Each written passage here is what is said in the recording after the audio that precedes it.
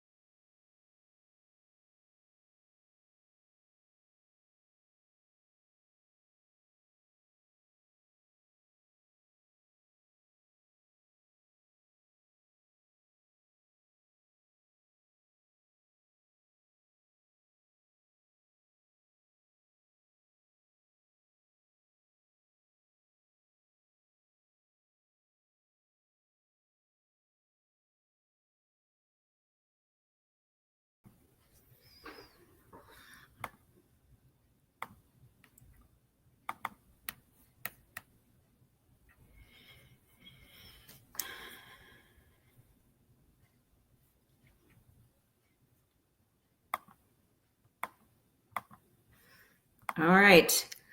I am excited to be a part of this today and to be bringing you this very valuable information. I hope you all can hear me.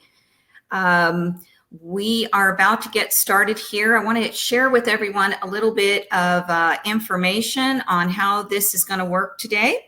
It is our first time using this software, so please bear with us in this time where everything is going virtual. We're all figuring these things out together.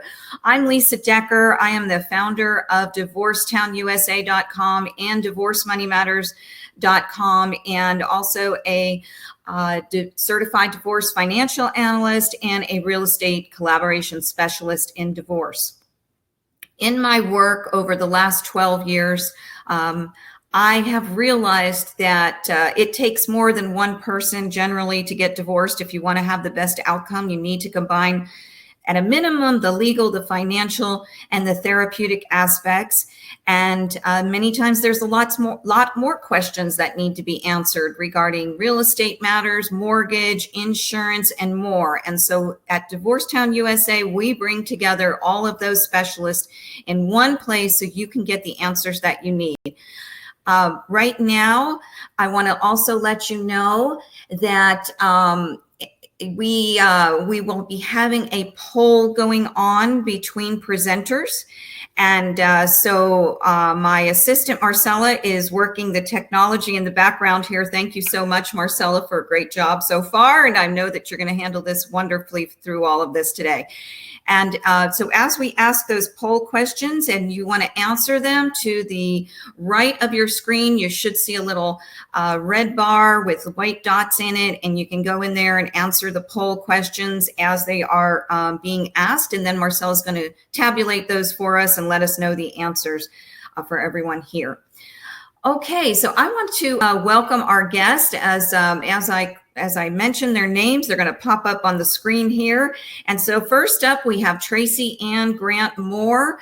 Tracy is a lawyer, mediator, arbitrator at Patterson Moore Butler in Cumming, Georgia. And she's also the founder of the Amicable Divorce Network that I am especially proud to partner with. Tracy is a phenomenal person, both as just, a regular gal and also an incredible attorney. So we are very, very happy to have her here today. And she's going to be talking about the legal aspects and parenting plans, especially, and how the legal aspects relate to parenting issues. So next up, we have Kathleen Shak. And Kathleen is also an extraordinary member of DivorceTown USA. And Kathleen is, her company is Family Solutions Counseling, and she is a licensed marriage and family therapist, as well as a certified couples therapist, a certified discernment counselor, a therapist, a divorce coach, and a mediator. And she's going to be talking with us today about, coping and self-care in this anxious world that we're living in, including also co-parenting issues from the emotional side. And she's also got a new designation that we're going to let her share with you that is pretty exciting. So welcome, Kathleen. Marcella, if you would leave the presenters' faces viewable as I introduce them, that would be great. Next up, we have Joan Coullahan. And, we have Joan. There she is. We're doing a kind of Brady Bunch thing here. And Joan is a fellow CDFA based outside the Washington, D.C. area. She is the owner of Financial Divorce Expert, and she's going to be talking about the financial matters of divorce, especially in times of a pandemic like what we're dealing with now. So exciting to have you here, Joan. Thank you for joining us. And then last but definitely not least is Bob Smith. And Bob is a disability life health agent, a disability life and health insurance agent with North American Life Plans. And he's going to be talking about what we need to know regarding insurance matters now when lots of folks are losing their jobs and therefore their coverage. And so this is extremely timely matter as well. And Bob, I know personally, he is a fantastic insurance agent and really cares about his clients. So welcome, Bob. All right, if we can see everyone's beautiful faces for a moment here before we all slide off. There we go. And Marcella, we want to see you too. Why not? There she is. Everybody who works with me knows Marcella, and she really does exist. So she does a great job, and I'm so grateful for her and so grateful that you're all here joining us today. All right, so first up, we're going to have Tracy Ann Moore Grant. And Tracy, you are going to have the stage now. So I am going to reduce myself here and take it away.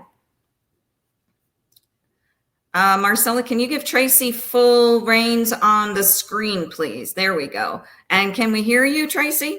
Can you hear me? Yes, we can. And by the way, I did forget to mention also that we have a chat box for folks that are listening. So place your questions in the chat box, and Marcella will be assembling those questions. We're going to have a Q&A at the end. Okay. How does everybody see the slides? I believe, Tracy, down at the bottom here. There we go. I think Marcella brought it up for you. Good. Perfect. So my name is Tracy Ann Moore Grant. As Lisa mentioned, I am an attorney, and I've been practicing for 18 years and solely in the area of family law. My practice is Patterson Moore Butler in Cumming, Georgia. And I am also a mediator, an arbitrator, a guardian ad litem for children, and a parent coordinator. And I have to represent that I have held none of those positions during a pandemic. And so this has brought up a lot of issues in family law that we frankly don't have solid answers to, but everybody is doing their absolute best trying to handle this situation for their clients and to give them the best advice possible. So prior to last week, there were an awful lot of questions that we were fielding as attorneys about what was the appropriate measures that people were supposed to be taking. Everybody's getting conflicting advice from news sources, friends, family, about the extent of what they're supposed to be doing with their job. Are they supposed to be going to work? We had a lot of conflicting rules in different counties. Perhaps somebody lived here in Forsyth County, but Fulton County already had a shelter-in-place order, which was conflicting with where they lived. And so there was an awful lot of confusion. So as the residents of Georgia know, last week, Governor Kemp did issue a shelter-in-place order that covered the entire state. It does, of course, continue to have exceptions in it for necessary businesses, Legal is one of those, and so we are still up and operating, mostly working from home, but meeting with clients virtually like this, over the phone, and sometimes by appointment when signatures are needed. Of course, grocery stores are still open, pharmacies, and a lot of other places. I was in Ace Hardware today, and it was still open, so I guess they're essential. But what people didn't know is when the order comes out to shelter in place, how does that affect their parenting plan? So after Governor Kemp issued his initial order, he actually issued an amended order or a supplemental order that addressed this issue for us, because once it came out, of course, all the attorneys started yelling that we didn't know what to do. And so his office, I've cut and pasted onto this slide the language from the stay in place order. And the intent here in Georgia is that no provision of the stay in place order is in any way intended to limit, infringe, suspend in any way a parenting plan or any sort of court order. And so the first advice that we're giving our clients is, if you have a current parenting plan, a court-ordered arrangement in place, that you are supposed to be following that plan, and as best as you can. That is going to work for a lot of people. Usually people do continue to live in the same community, and that isn't a big issue for continuing to execute their parenting plan. For some people, it is. And there's several issues that have come up. We have issues where perhaps somebody in another household that the child is going to, maybe they are still considered to be an essential worker. Maybe they work in a grocery store or even are on the front line of medical services. And the other parent is very concerned about sending that child there for visitation, because the person that's still working has a higher risk of developing COVID-19, of course.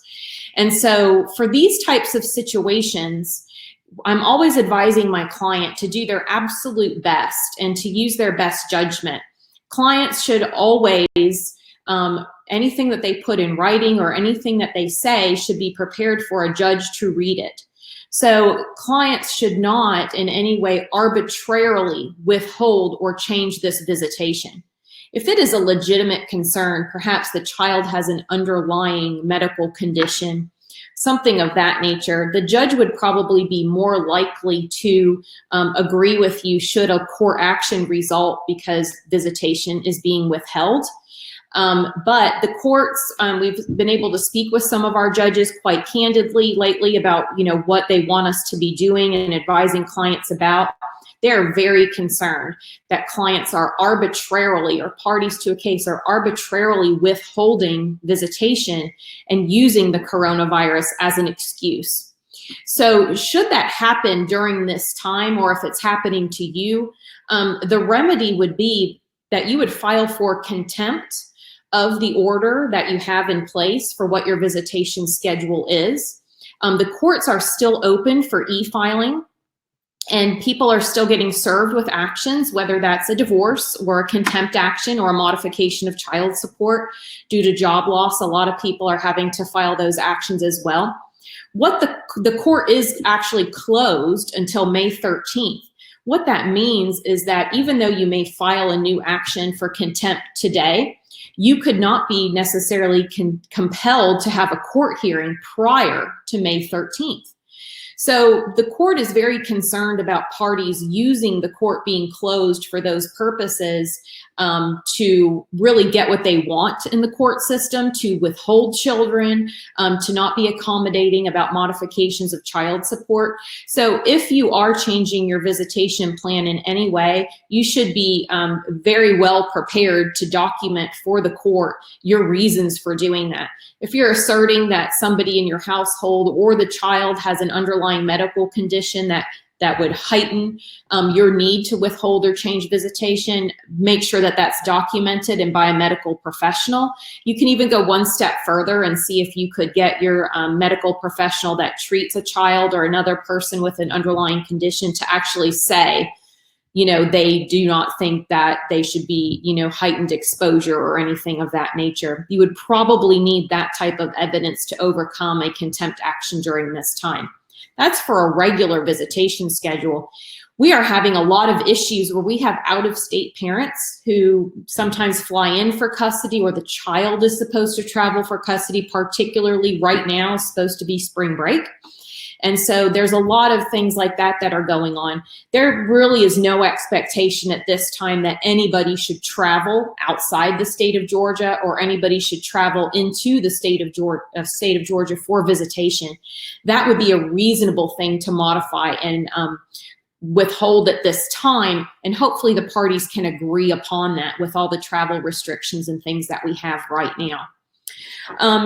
The best thing to do is to try to resolve it yourselves. Once we have the courts back open, that may not even be May 13th. A lot of people are thinking it won't be until around June 1st. There's going to be an incredible backlog of cases. Cases that are new for new divorces, new child support modifications, these contempt actions that will arise are going to be at the back of the line, because the court is still having to address all of the cases that were already filed and aren't getting relief during the time the court is closed. So they will be handling those cases first unless there is an actual emergency. So these types of issues could get very bogged down in the court system. So the parties should attempt as much as they can to reach resolutions themselves. And some options would be offering makeup visitation to the other parent, maybe whatever they have missed, give them that during summer break. Maybe if they were supposed to have spring break, give fall break, something of that nature where there's some flexibility. If you are making those types of offers, do document it in writing in case you would need to share that in court. Send an email. Do what you can to show the efforts that you are making to try to resolve the issue. And it's always a good idea that if a parent is losing visitation time because of this virus, offer video meetings with the child. FaceTime's very easy. Skype is very easy. And a lot of people are even using Zoom to communicate with their children because of the fun backgrounds and some of the other features that are on there. So definitely be setting that up. For parties that are able to have really good communication with one another during this time, I would recommend trying to be proactive about issues that could come up, so that if they do come up, you can focus on the situation at hand and aren't focusing on what you're supposed to do. And so if you guys are modifying parenting plans or visitation at all, make sure that you put that in writing to show that the parties are agreeing to whatever those changes are. And some things to be proactive about discussing would be, what is your plan going to be if the child becomes sick? Will the child transition back and forth while they're sick? Probably not. Are they going to shelter in place with one parent or over the other? Figure out who you would want that parent to be at this time, so that you're not trying to figure that out later. Another thing to address is, what if one of the parents gets sick? Make sure that your agreement, if you are thinking logically, well, of course the child would not visit if one parent has the illness. Put that in writing as well. There's no harm in going ahead and addressing these issues and making sure that they are taken care of. Another thing, and particularly if you have younger children, is to come up with consistent house rules. What do the children know about the coronavirus? Are they allowed to watch the news? Is it age appropriate? Is it going to be scary to them? And you have to balance that with, of course, that they need some information so that they know how important it is to, cough into their elbow, continue to wash their hands, and to play at a distance if they are seeing friends or family members that don't live in their household. Another thing that would be great for both households to be on the same page about are, what are your rules about the child's contact or your family's contact with other people? Are you seeing extended family members? Are you seeing them in a way that is up close and personal? Are you keeping the 6 feet of distance, or just driving by their house and waving hello? what are your rules about those types of things? It can cause a lot of distress when one household has very stringent rules about how this is being handled, and the children aren't allowed to play with anybody and aren't allowed to go near family members in any way because of how serious that is. And the other household has very different rules. Are they still allowed to play with friends in their neighborhood? Maybe they're allowed to ride bikes, but not allowed to play ball because germs could be transferred on the ball. Maybe they're not playing outside at all. Maybe they're not allowed in anybody else's home. Whatever the rules are that you establish that you think are appropriate, try to make them consistent with both homes. It would be less confusion to the child and also less disruption between the parents and the co-parents trying to get through this difficult time. And what is the terms of your shelter in place order, touching on who may be allowed in your household and who isn't. Another thing is that we all hope that at some point this is going to be over, but just like we have a lot of disagreement, as you can see, as far as when it started, there may be disagreements about when it's considered to be over. When do you revert back to everything being perfectly normal? Because that's most likely going to also be the same type of transition that we saw when it was starting, where you had counties doing different things, different professional industries doing different things. So it's going to be a very confusing time even on the back end. So if you can make an agreement about what it means for your family, for this incident and all of this to be over, try to articulate that. Is it over when the children hopefully return to school in August? Is it over when Governor Kemp says it is? Is it over when the shelter in place is lifted from all of us? It could be any of these trigger points. And so it would be best for you all to agree what is best for your family as far as what that line in the sand is for when it's over. Overall, it is best for everybody to obviously stay safe. Use your absolute best judgment as much as you can during this time. This is a learning process for everybody. Nobody has been through a pandemic before. And again, just make sure that any of the decisions that you're making, you would be comfortable with explaining to the court should a contempt action be filed, or if you in fact need to file one. So if anybody needs to reach out for any reason, my information is on the bottom of the second slide, and just stay safe out there. Great information, Tracy. Thank you so much. That is just very timely for what we're going through. And I want to remind that we have a lot of folks from other states here, even from other countries. So obviously these matters are going to differ according to your local jurisdiction, but the common sense things that Tracy talked about, obviously that goes across the board. So again, you'll be able to connect if you missed that information with all of these presenters at DivorceTownUSA.com. And Tracy, thank you so much. We're going to put you back in the queue here. We're going to bring up next Kathleen Shak. Kathleen, welcome. And I know that you've got some slides you're going to go over here too. So you're going to be talking about the emotional aspects. Oh, one thing, we didn't put up the poll, Marcella. Let's put up that first poll if we would. And folks who are listening, if you would look on the sidebar there for the first question is, has your parenting plan been affected by the shelter in place order? And then we will, find out about that. Marcella's going to give us all those answers. We had 30% said yes and 70% said no. At this time, it had not been affected. But Tracy gave us some good stuff to think about. All right. Wonderful. Wonderful. And why don't you go ahead, Marcella, and give us the question for Kathleen's part of the presentation here so folks know what that is, and then give us the answer at the end when she's done.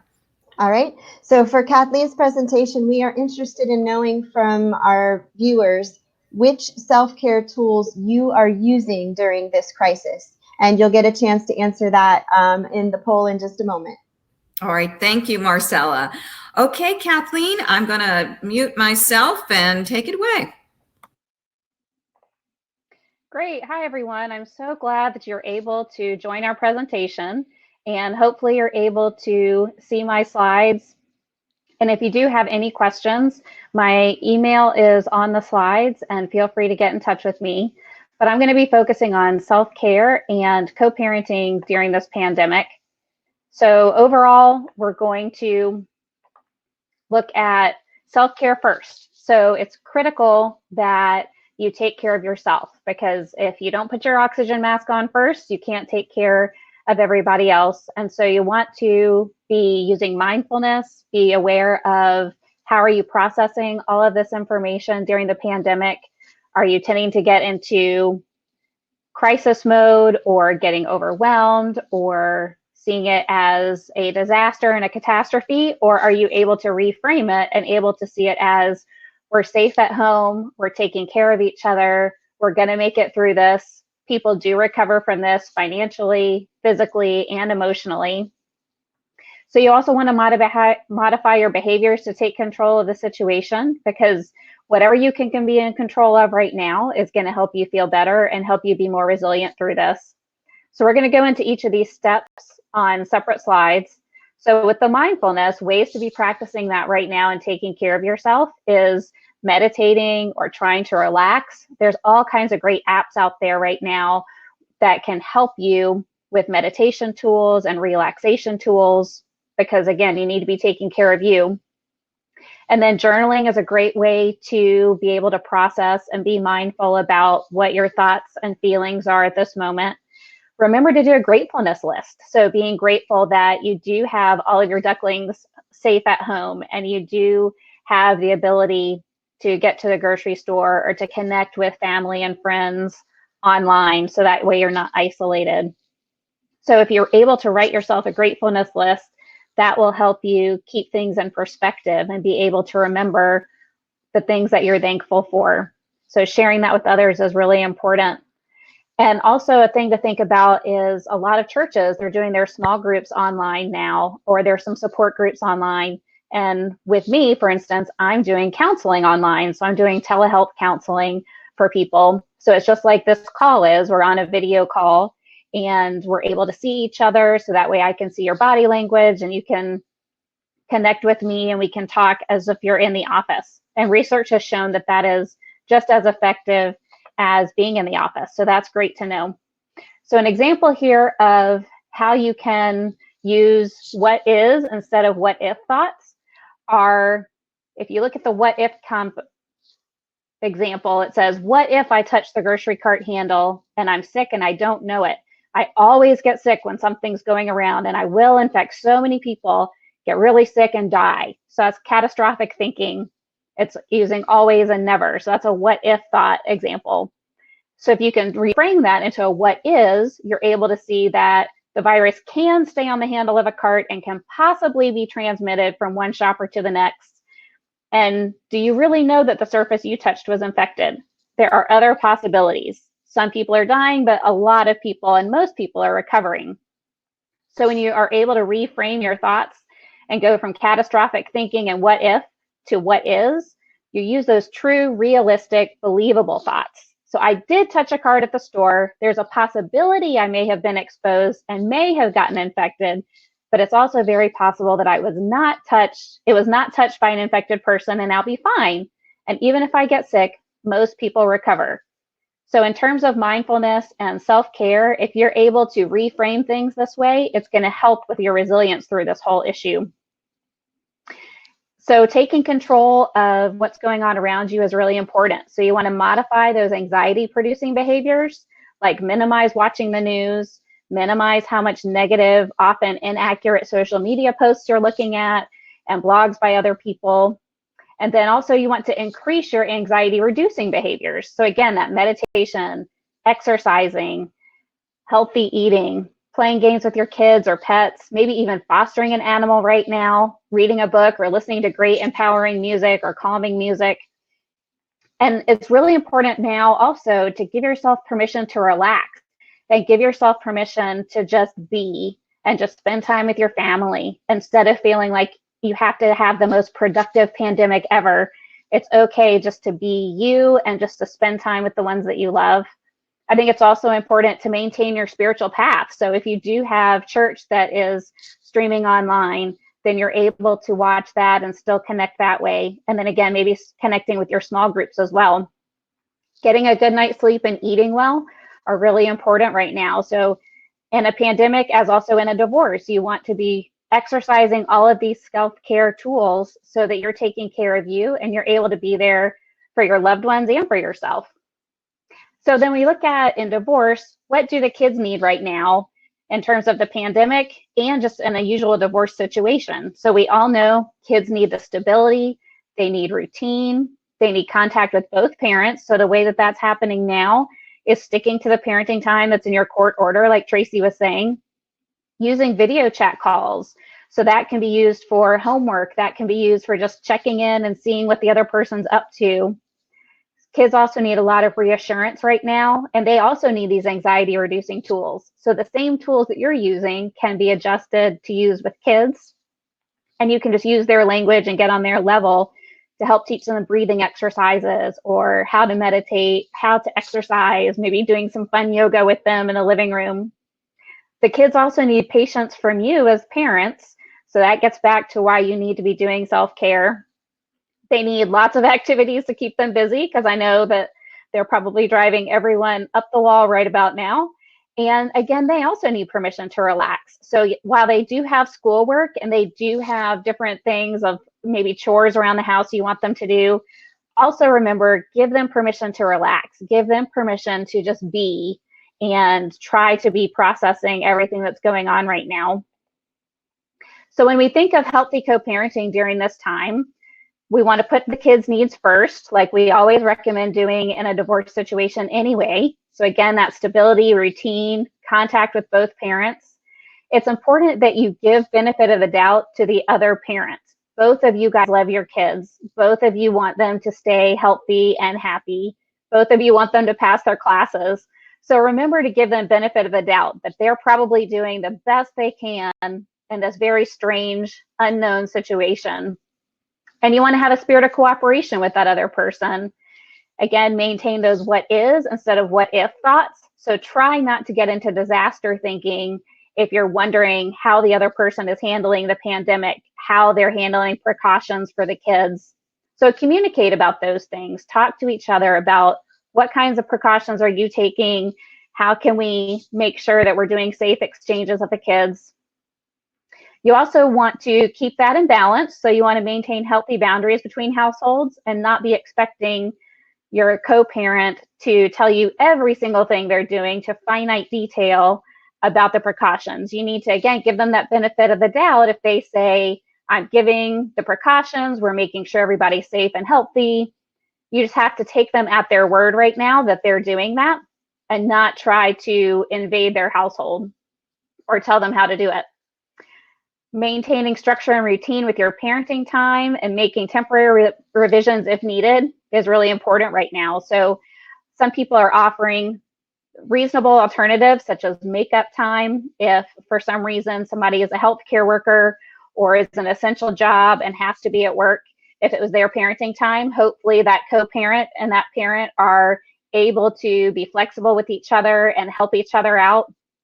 So if you are able to do those makeup times or reasonable alternatives to parenting time, do that without strings attached. You know, you're trying to just be there for each other right now and be there for your kids. So be flexible, be open, ask for help if you need it, express your hopes and concerns, definitely express your appreciations for the other parent too, because you're both in this very different situation right now. You want to keep conflict to a minimum, as usual, and document your revisions that you make. For instance, if you decide to agree on parenting time changes for right now, that'll be temporary, and document any complications or non-compliance issues so that those pieces can be followed up with your attorney later when the courts reopen. And again, do co-parenting counseling via telehealth. So with my sessions, I am doing co-parenting counseling. So people are able to be in their own homes or in their own locations, and we're able to all get on the same call, just like we are today. And I'm able to see both of you and talk with you guys and help through any co-parenting issues that might arise. And then also through apps like Family Wizard, I'm able to be helping my clients by getting onto some of those emails and helping review how the communication is going. And then also, just to focus a little bit on how else I'm helping divorced parents. As everyone knows right now, the domestic violence rates are going up. We're able to see through some research people are doing that domestic violence incidents are increasing because people are at home with one another. And so there's always options for making reports for that. Right now, the courts are open for protective orders. And the mediation, the divorce mediation that I do, I'm also trained to help in situations where domestic violence has been present. So there's options and help for everybody and every situation and scenario right now regarding how your divorce is going and what you guys need help with. So I hope all of this was really helpful for you guys, and feel free to reach out with any questions in the chat or get in touch with me later. Kathleen, thank you so much for that very lengthy and comprehensive presentation. You covered so many different aspects of the emotions and what's going on now with people. And these are all tips that are good in our typical times, but we have to take it a step farther when we've got, crises situations like we're dealing with now. So wonderful. And again, you can find Kathleen and Tracy and Joan and Bob, all of our presenters, at DivorceTownUSA.com. And Marcella, do you want to give us the poll results on this question? Absolutely. So everyone can probably see these to the right of your screen, but it seems like everyone is really taking self-care seriously. We have 10% meditation, 10% with exercise, 30% talking with friends and family, 10% journaling, and 40% of you guys are doing a combination of these things. Good. So good job, and keep up the good work. We will get through this. Okay, I'm glad to see everyone is not drowning in ice cream, but I have to say I have been indulging just a bit during all of this. We have to have a little levity somewhere with this. Okay, next up, Kathleen, thank you. We're going to talk with Joan Coullahan, a fellow CDFA outside the Washington, D.C. area. And Joan, welcome to the program. So nice to have you here. And I'm going to let you go ahead and start your slides. And I'm going to mute myself here. Great. It's good to have everybody on the call. I'm very impressed, 28 people on the call. One of the things that I learned early was that 24 years ago, that somehow, even though I don't do anything with the emotional, because there are great professionals that you've just heard of, legal and mental health, parenting, but I learned that people, when they focus on the money, because you've got so many fears right now besides the coronavirus. You've got where am I going to live? How am I going to live? Is there going to be spousal support? There is just, and especially, of course, the kids always come first. So I found that by focusing people and getting them empowered, positively empowered, by preparing for separation and divorce, the financials, so that they would have control over certainty. That's what's so bad in many situations and causes so much anxiety, is all of the uncertainty that you're going through right now. You have so many questions. How is this going to affect the kids? What is our parenting going to be like? If you're not employed right now and you've been a stay-at-home mom or stay-at-home dad, what am I expected to do? How am I going to live? Can I buy my former spouse, soon-to-be former spouse, out of the house? What about retirement? There's just so many questions that you have right now, which is perfectly normal. So I wanted to give you 3 slides, basically. Here we go. Whoops. There we go. Okay, that's me. And Divorce Prep 101 is positive empowerment. Taking action will always make us feel better. I use the old adage, you say, well, I really, really need to start exercising. Even if you think about it, and even if you get your old workout clothes out of the drawer it makes you feel better. So I'm going to give you some great information. First of all, 3 steps I need you to take. Number 1, pull your credit reports. Actually, in anticipation of this presentation, I pulled mine this morning. It's absolutely free. You can do it once a year. Go to annualcreditreport.com. No money, no credit card, no credit monitoring, nothing. In red, you'll see, you can, at the beginning, you put your information in and you can see and you can request all 3 and they'll do it one after the other. So you input the information that they want and you can download some of them and some of them you have to print. Now, why would that be the very first thing I would tell you? Very simply because 95% of the problems in divorce is because of the money. People are not organized, they're not educated, and they're not focused on it. Focusing on the credit, which debt, that's the one thing that people always want to deal with. They want to get rid of their debt. They don't know how to do it. There are people that are credit analysts and credit counselors that you can go through. And part of this whole process is defining where you are now so that we're going to know where are you going to go after separation and divorce. We want to see from your credit report, number 1, what are your joint accounts? What are you legally responsible for? You will have, hopefully at the end of this process, a settlement agreement. You won't have a judgment because hopefully you can settle and you won't go to court. But we want to see, what are you legally responsible for?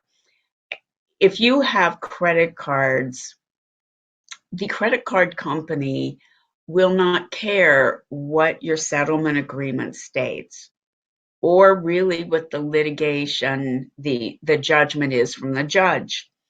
The simple fact is that a credit card contract is a private contract between that company, just like a mortgage company or any other, an auto dealership, and it's a private contract. So even though you may have a settlement which states that, yes, this is a credit card and it has $4,000 balance and the husband is going to pay it, if your name is still on that credit card as an owner, not an authorized user. Authorized users get the best of 2 worlds. They can use the card, but they don't have responsibility for payment.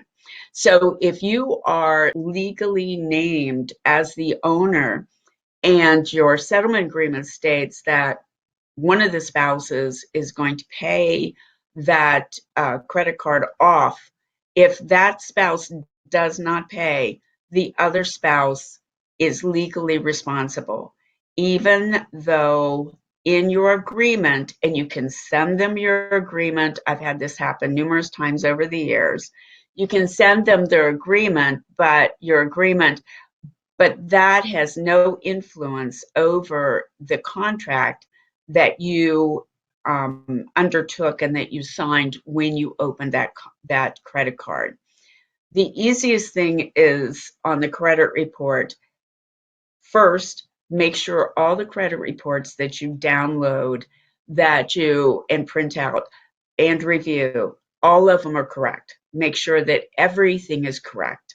Note any negative comments or anything that says paid late. Those are going to have a big impact on your credit score after the divorce is over. So you want to try to get all of those cleared up as soon as possible. But the big decision on the credit is how's it going to get paid? Who's going to take the credit?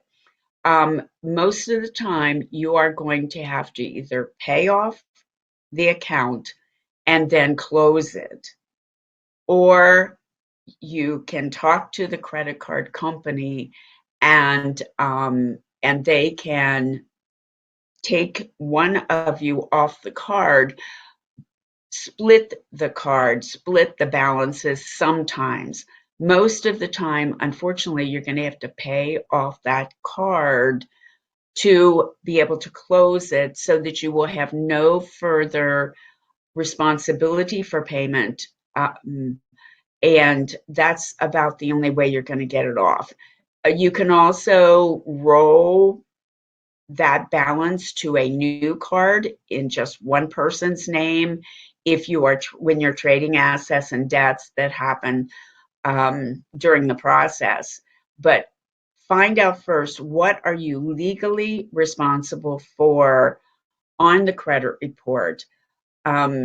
Unfortunately, sometimes credit reports bring up bad surprises. I actually have a client who pulled her credit report and found out that she had bought about 8 cars in her name, and she was responsible for those loans. Thank goodness they had been paid off, but she didn't sign for that car. That's a long story and it's very juicy, and I don't want to go into it, client confidentiality. But you want to make sure that what's on the credit report, you know what it is, because you're going to have to deal with that. Okay. Now, the next thing that people need to do when you're finding out where you are now is track your expenses. And I know this isn't the greatest slide, and my email address for a couple of these slides so I can get you the form directly. My email address is Joan, Joan, at financialdivorceexpert.com. Shoot me an email. I'll shoot you in Excel these forms, and I'd be glad to do that. But people who do not track their expenses, either with their own spreadsheet or an online or software such as Quicken, they a lot of times don't have a lot of control over their finances, and they're not really sure what are they spending money on. This is tiny type, but I will tell you, any expense that you may encounter, no matter your situation, and many times there are a lot of different situations, people spend differently, you'll find it on this form. It's an Excel-based form.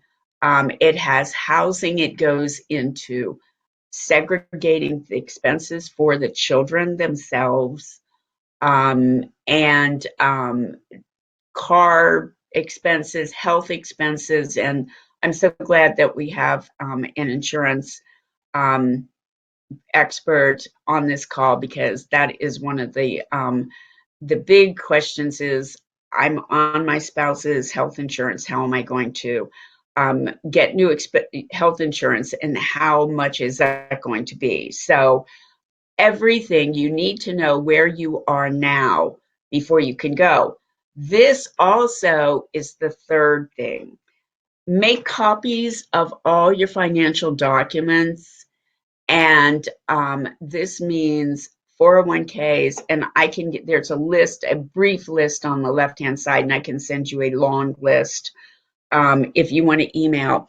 What I've done is I have this form in a blank form, and it's Excel, and it's very good at defining all your assets and debts right now. So make copies of your financial documents.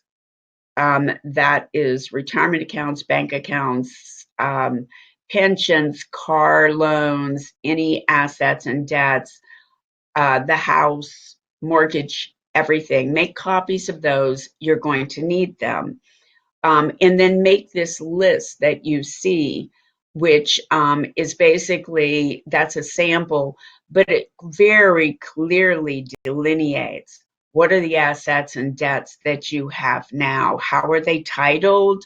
What's the value? What are the debt against them? And the date of valuation. Different states have different dates to value the marital assets. I know I've thrown a lot at you, but I just really want to make sure that you, number one, pull your credit report. Number two, that you know what you're spending. And number three, you organize your financial assets and debts. You will save so much time, frustration, and money going through the process, and you will be positively empowered. Wonderful, Joan. Thank you so much. That was great information. And thank you. As a fellow colleague, we're preaching to the choir here, but I hope everyone else is hearing us that, your divorce really comes down to the legal, the financial, and the emotional aspects, and of course the children. But getting the finances right is so important to the rest of your future after your divorce. So thank you for sharing those resources, Joan. And we'll be putting everyone's information as far as how to get in touch with everyone again at DivorceTownUSA.com. If you've missed any of the experts' information, where you can reach them there. All right, Joan, if you would mute yourself, thank you so much. And Bob's up now. Bob, great to have you here. Bob Smith, whoops, there he is. There I am. Bob, we're excited to have you here. There's so much going on with folks losing their insurance and needing to know what their options are for their health insurance. So I'm going to let you take it away from here. And then once we're done, one more thing. Marcella, would you give the poll results for Joan's question? So we have 70% of our attendees whose income has already been affected by COVID-19. Wow. So organizing your monthly budget, as Joan suggested, figuring out where you are right now, crucial. So make sure we get those plans in place. Great. Thank you. And I'm sorry to hear that so many people are being affected, but those numbers may get higher as long as this continues for an extended period of time. We're here to help you. All of us experts at DivorceTown are here to help you through this, guys. Okay, Bob, take it away from here. Share with us what we can do with the insurance matters. I'm going to mute myself now.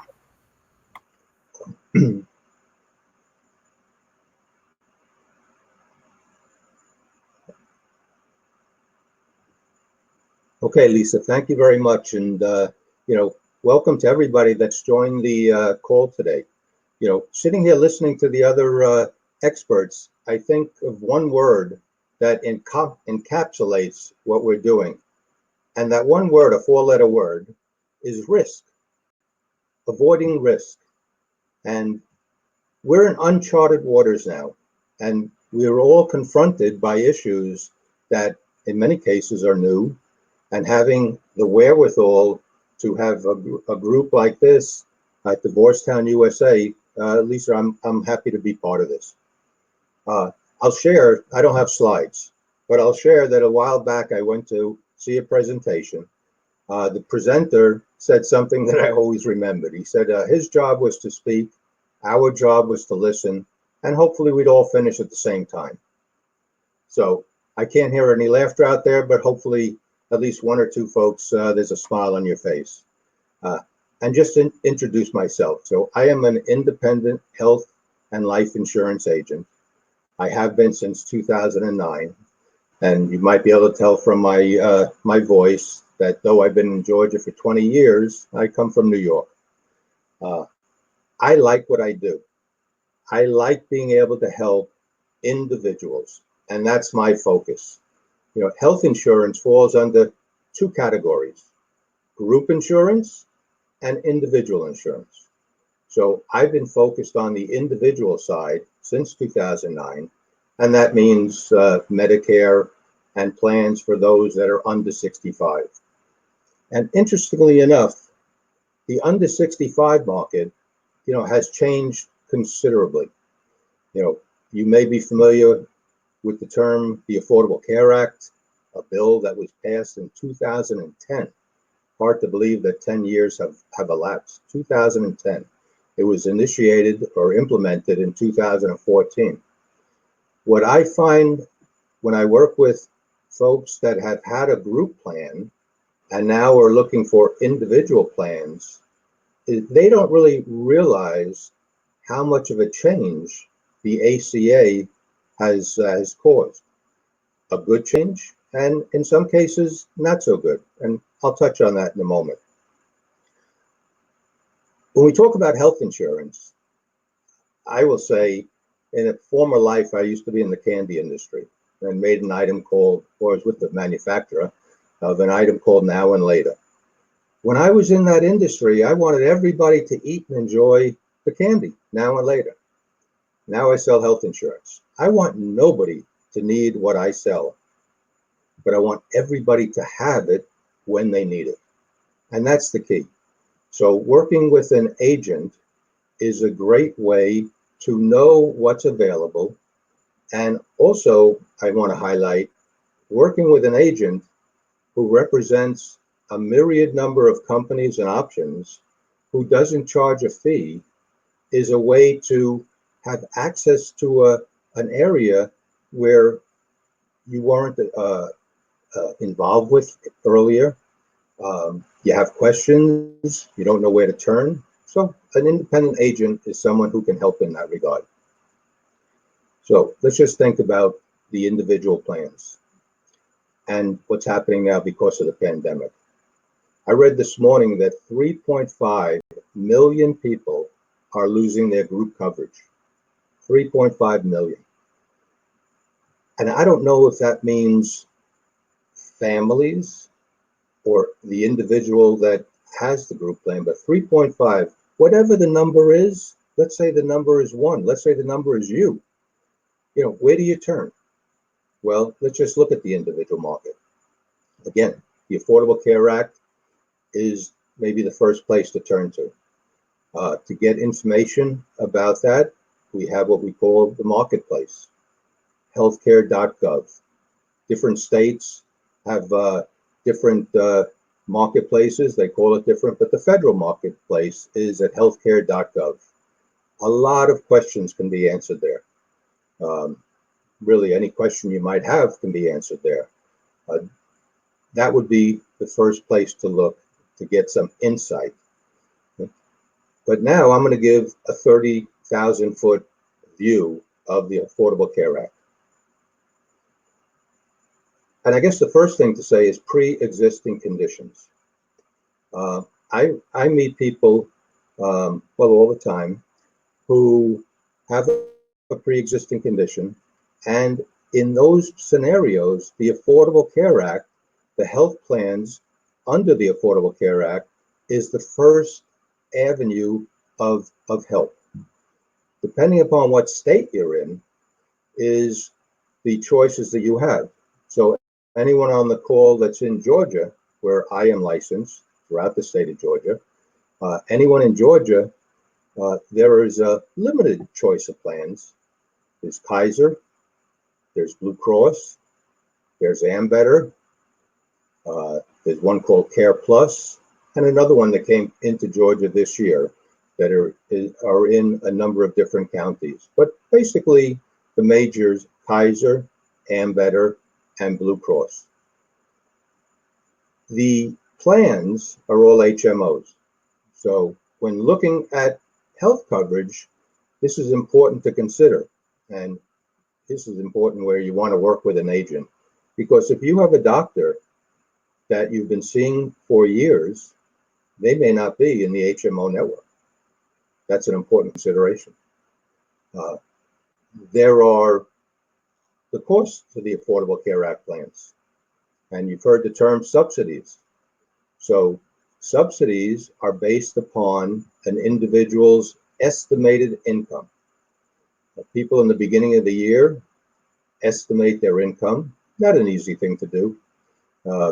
Many people, hard to say what they're going to be making at the end of 2020 in the beginning of 2020 or in April. But you estimate what the income is, and then a subsidy, a reduction in the premium, is based upon that subsidy. So for a lot of people, the Affordable Care Act provides health insurance at a very affordable rate. That's the positive side, the plus side. The other side is that for folks that do not qualify for a subsidy, the plans could be expensive. So now it's important to consider if your spouse or if a person has lost a group plan, are they able to get COBRA? And COBRA is a government bill that was passed enabling the individual to keep their employer-sponsored group plan. And that is a great asset.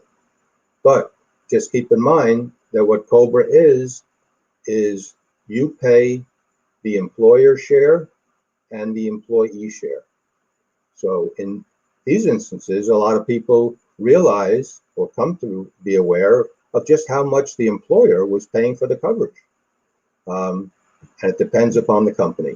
But COBRA is important to know that if somebody loses their group insurance, their employer-sponsored plan, the first avenue to turn to is COBRA. And there's different regulations with COBRA. COBRA depends upon the number of employees at the company. Not all companies employing individuals have to offer COBRA. I think the number is under 50. They don't have to offer COBRA. But COBRA is an avenue to be considered. Then there's other options. There are what we call short-term plans. Now, short-term plans are misnamed. It used to be that a short-term plan was a plan that covered you for a short term, maybe a month, maybe two. It used to be only up to 3. Well, that changed last year. So though we still call them short-term plans, you can have a short-term plan from 1 month to 3 years. So that's another option. And a third option is what we call indemnity plans. These plans are PPOs. So where you can go in a network or out of a network. So another option to consider. And again, the I think recommendation is someone you trust, who you can speak to, who doesn't charge a fee, who can provide insight into these things. Now, let me just mention about the Affordable Care Act, because this is important. Many of you see during the beginning of the year, starting November 1st, is open enrollment for an ACA plan. And it begins January the 1st when those plans were issued. But in a situation like this or a divorce, there are what we call special election periods. Meaning, if you've had a life change, if you've gotten divorced, if you've lost your group health, lost your health insurance, if you've moved from one county to the next, you have access to apply for an Affordable Care Act plan.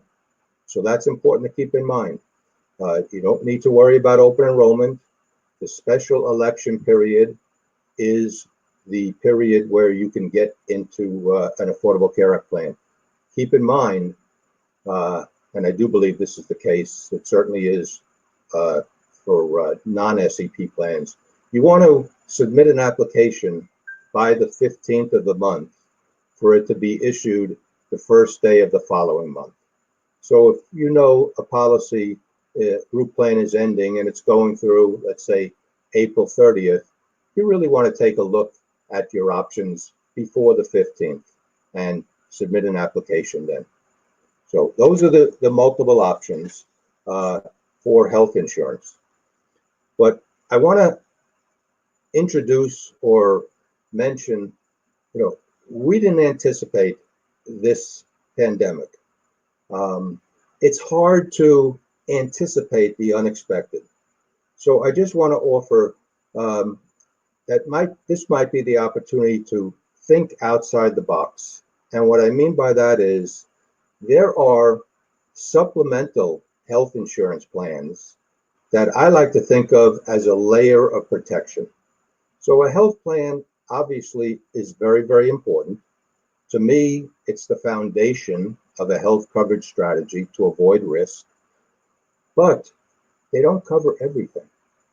And most specifically, I have met people who unfortunately were diagnosed with cancer. They had health insurance, but the drugs, the cost of the drugs were not covered. And obviously the cost is very, very expensive. So I'm just going to plant the seed for listeners on the call to think about supplements to a health plan, a cancer supplement, a heart attack supplement, a stroke supplement, a hospital confinement supplement. Companies offer these plans. They're cost effective. And as I said before, I don't want anybody to need what I can offer, but nobody has ever said to me, Bob, I wish you didn't offer me this cancer plan because I was diagnosed with breast cancer or another type of cancer, and thank God. So under the realm of health insurance, we have health plans and also supplemental coverage. I think in this time, I saw a saying a few days ago, and it was, when the storm keeps you in port, it's time to mend your nets. I'm going to repeat that. When the storm keeps you in port, it's time to mend your nets. I interpret that as we are home, we are social distancing, everything the other presenters mentioned, Lisa's website, it's time to visit that. Take time to visit that because there are resources there that can help you, and avail yourselves of them. And I wish everybody the best during this pandemic. I tell people I'm looking so forward to seeing it in my rearview mirror sooner than later, because I'm ready to see a loose nut behind my wheel. So on that positive note, Lisa, I think that's what I have to share.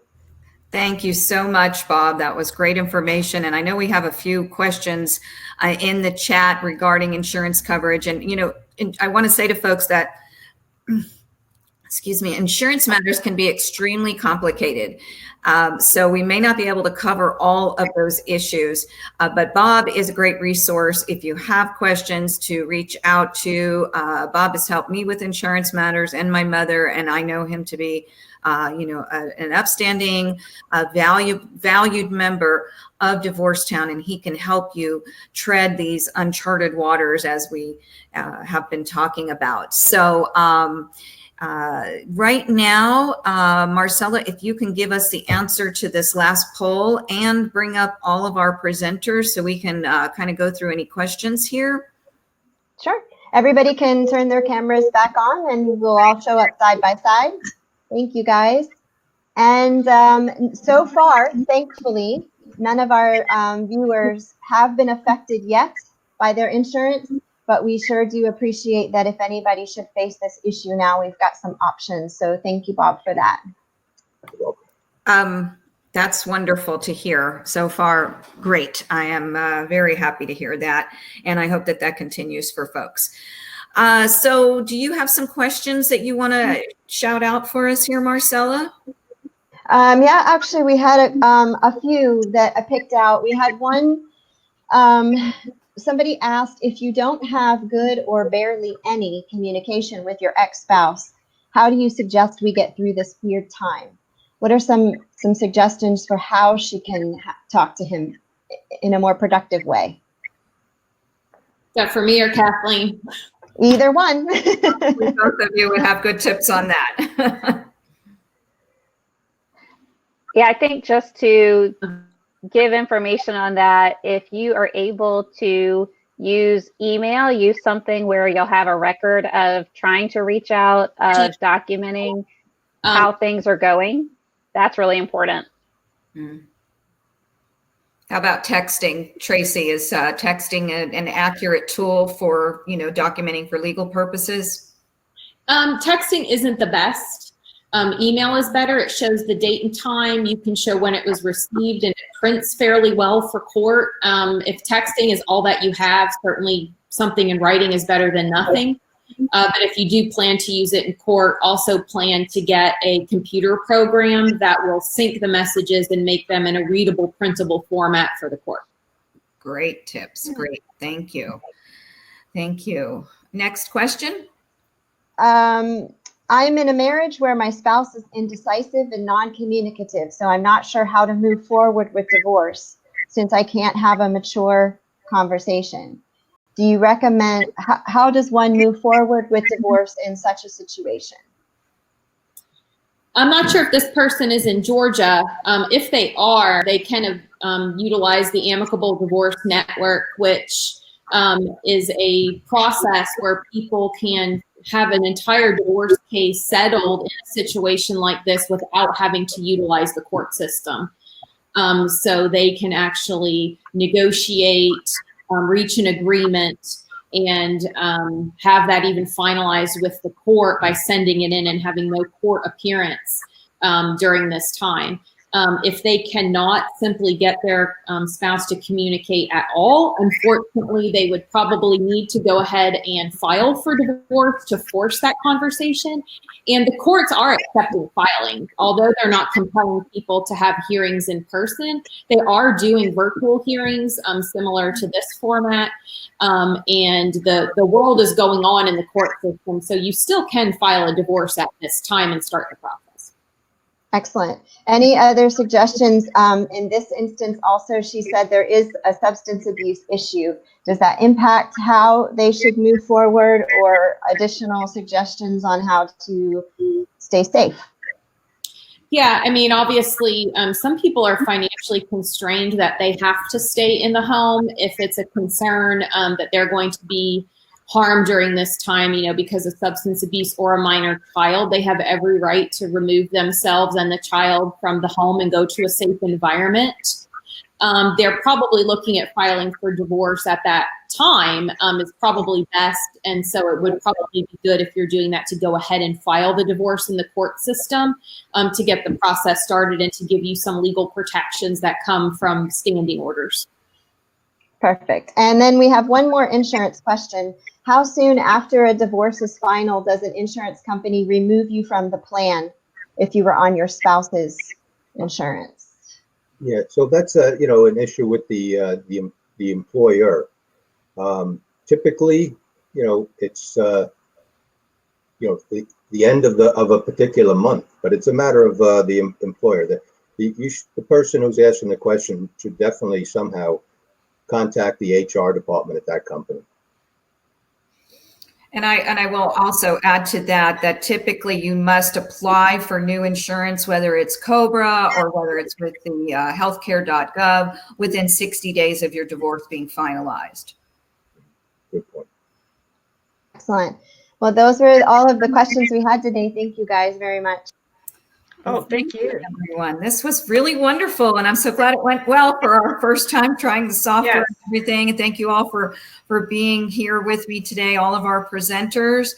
You did a fabulous job, and I appreciate you so much for being a part of this and being a part of DivorceTown. And again, you can find everyone here at DivorceTownUSA.com. And we will be having more forums like this. So please reach out and join us for the next and any future ones that are happening. And if we can answer any questions for you after the fact, we're all here. We're all in this together. And we're happy to be a resource for all of the attendees here in whatever way that looks like for you, whether you're going through a divorce or whether you're a professional who's interested in knowing more about how to join with us to help others across the country. So thank you so much. And I wish everyone the best today, and be well and stay safe out there, and take care now. Thank you all. Bye, everybody. Bye-bye. Bye. Mm-hmm.